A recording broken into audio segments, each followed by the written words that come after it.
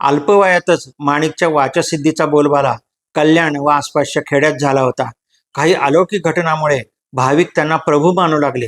सर्वांच्या तोंडी माणिक प्रभू अथवा प्रभू हेच नाव बसले आणि अशा प्रकारे त्यांचा जो चमत्कार होता किंवा त्यांचं जे सामर्थ्य होतं ते आजूबाजूच्या लोकांना कळून आलं.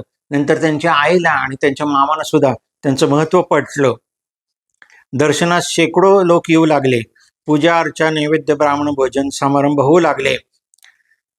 त्यांच्याजवळ चंडकापूर गावाच्या हद्दीत म्हणजे आंबिलकुंड नावाचं एक प्राचीन तीर्थस्थान आहे. आसपास गुंफा आहे. कल्याण सोडल्यावर प्रभू या ठिकाणी आले. म्हणजे कल्याणानंतर ते अमृतकुंडाच्या तिथे आले आणि तिथे आंबिलकुंडावर त्यांचा खूप मोठा समुदाय निर्माण झाला.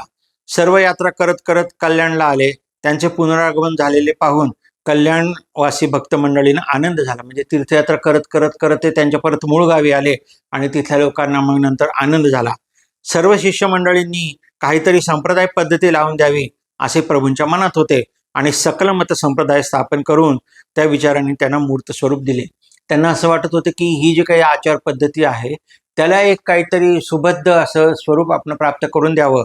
म्हणून जसं पंत महाराजांनी अवधूत संप्रदाय निर्माण केला तसं यांनी सकल मत संप्रदाय स्थापन करून त्याला मूर्त रूप दिलं.